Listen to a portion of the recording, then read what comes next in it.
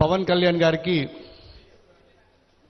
సమాజానికి ప్రజలకు ఏదో సేవ చేయాలన్న తపన. నేను విద్యార్థి దశలో ఉన్నప్పటి నేను ఉస్మానియా యూనివర్సిటీలో చదువుకున్నప్పుడు వారితో నాకు పరిచయం ఉండే.